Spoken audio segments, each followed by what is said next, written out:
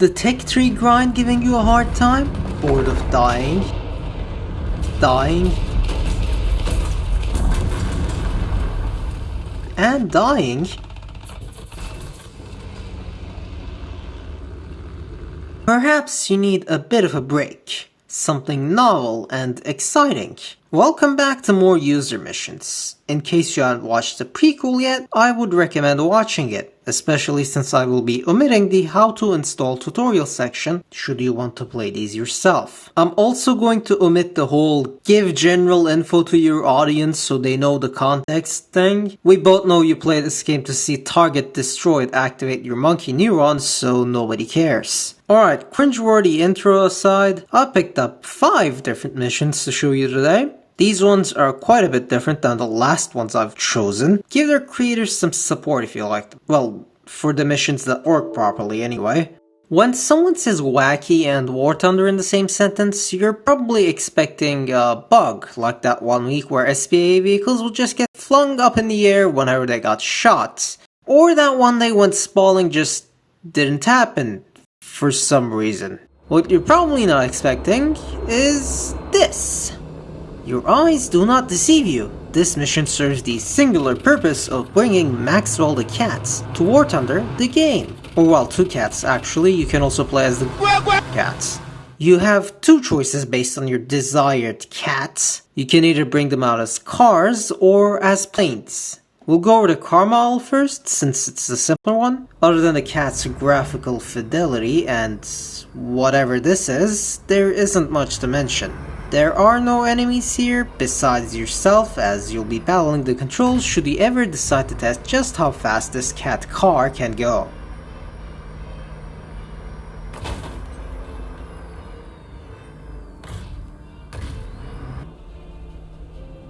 The plane version comes with weapons and some enemies. Correction, a lot of enemies to test them out on. Unfortunately, the plane has the opposite problem of the car, being a flying brick. I mean, figures, a cat glued to a miniature jet plane wouldn't be very aerodynamic, would it? Or a cat model made into a jet plane. You get my point. The cat/plane does possess a radar gun sight, for whatever reason, but when you're facing off against this many planes, it's just insufficient? There is again no set objective to complete the mission, so no point hunting them all down either way. There are some ground targets that you can strafe, but the best I could do was roof armor penetration and a kamikaze. Let's move on to the next mission. Chances are you've probably seen this one, since it made an appearance on the official Basement Guy channel not long ago. This time, instead of a cat car, we have an actual car, and even a sound mod to go along with it.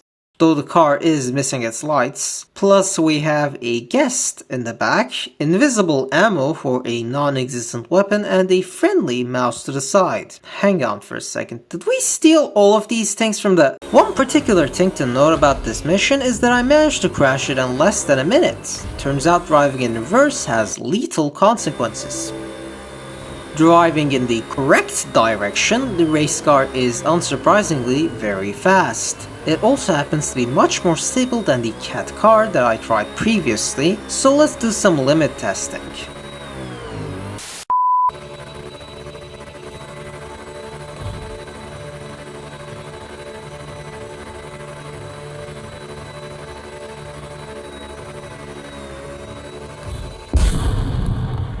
Right, on to the next mission. An actual winnable mission this time, not just a showcase. Welcome to War Thunder Artillery Edition. We've got an artillery piece, aka our good old buddy, the Storm Tiger, alongside infinite ammo and a 2-second reload, as well as a friendly drone circling overhead and looking down the combat area from the sky. I think you can put 2 and 2 together and figure out how this mission is meant to work. Though emphasis on the meant to. One major problem is how far off you start from the objective. As your objective, the mission just wants you to destroy some light SPAA inside town before your friendly vehicles attacking said town are all destroyed. So a long distance makes sense, right? It will give you more time. Except due to the sheer distance to the objective, it's hard to see where your vehicle even at the beginning of the mission from the drone camera. The camera on the drone is fixed. You can't move it around or zoom in and out. If you try to get closer to alleviate that issue, you'll quickly meet the enemy defensive line, equipped with numerous trenches and other fortifications. It's not the easiest target even with a Storm Tiger, since you pretty much need direct hits to kill the vehicles stationed there, as they're all just sitting behind trenches. The mission implies that the defensive line is meant to be bombed once you clear out the SPAA, but with all that I've said, it's only when you reach the defensive line that you actually have a chance of establishing where exactly you are on the map, at least on your first playthrough. You might be thinking you have the mini-map, and you do technically know the position of both the drone and yourself, but may I remind you that this mission is on Fire Arc. To add on to that, the Storm Tiger rocket only has a visible smoke line for 100 meters or so, which sounds like a lot, but it really isn't when you start like 3 kilometers away from the town and 1.5 to 2 kilometers away from the defense line. In addition, since this is a rocket vehicle, you need to have a custom sight downloaded if you want to be able to use range finding, which I did not have. Anyways, after mucking around the enemy tanks for a bit, I did finally manage to figure out where exactly I was, and start playing the mission as intended by the author. Which, to be honest, was actually quite interesting. It took me a while, but I eventually managed to get the distancing correct, taking down one group of anti-air trucks after another.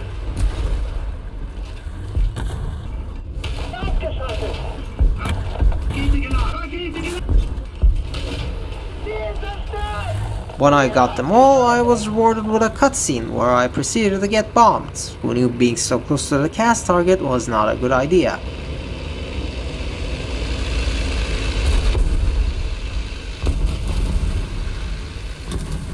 I survived though, so mission complete.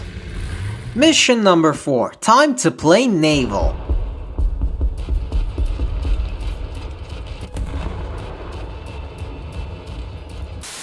The 100 Naval is a dead game mode joke aside, this mission attempts to do what Gaijin isn't doing, bringing playable carriers to the game. Carriers with detailed damage models already exist in the game, and data mining has even shown features like air wing deployment being in the code. Unfortunately, the latter is incomplete, so you don't get to launch planes in this mission pack, but you do get to control the carriers as they currently exist, with all weapons functional. The pack offers you a selection of 5 carriers, but you need to have certain vehicles unlocked in order to be able to use a given carrier. So personally, I could only use the Japanese one as I hadn't grinded the other relevant trees in Blue Water. That posed one major disadvantage. The Japanese never really learned the concept of anti-air during World War II. Once the mission starts, I'm promptly attacked by a wave of SB-2C bombers. The first wave seems to bug out, however, and goes wide around me.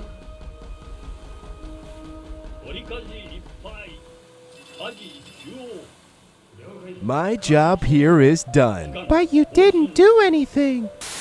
The second wave of BTDs, on the other hand, heads straight for me. Now, you might ask, what does my glorious Nipponese carrier possess to respond to this threat? Why a whole bunch of 25mm turrets that hold like 20 rounds per magazine and have barely 3 kilometers of range? That's what it possesses. Thankfully, we're dealing with War Thunder AI here, so none of the planes actually managed to injure me or get a hit in the first place with the small bombs they're dropping.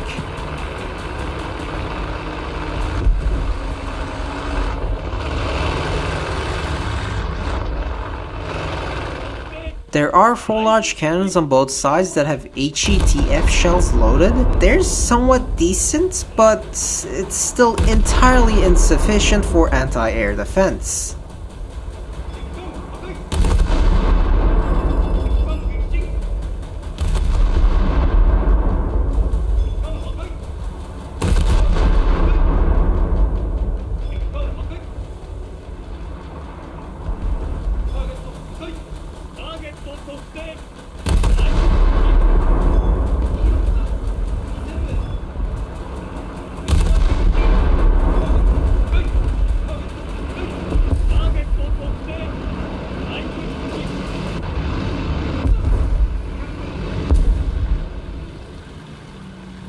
third wave of SB2Cs are a bit more successful in their attack run, but I'm still alive and mostly intact. The final wave of B-25 long-range bombers, however, are not so merciful.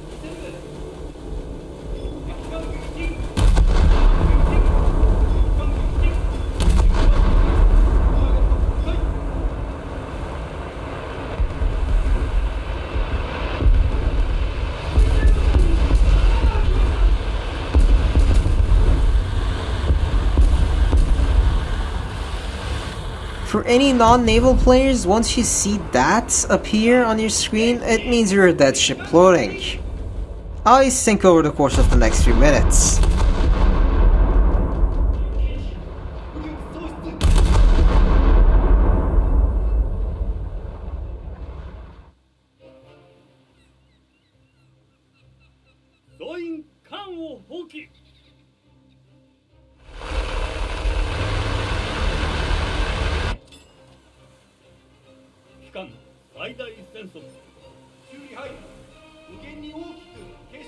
Now, this mission is only supposed to have 4 waves, but since the mission didn't end, that means either there's no win condition, or the mission bugged out. It doesn't really matter whichever happened, because now it's time for the final mission.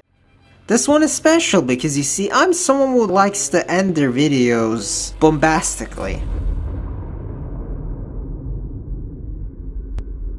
And I also like to one-up myself whenever I get the chance.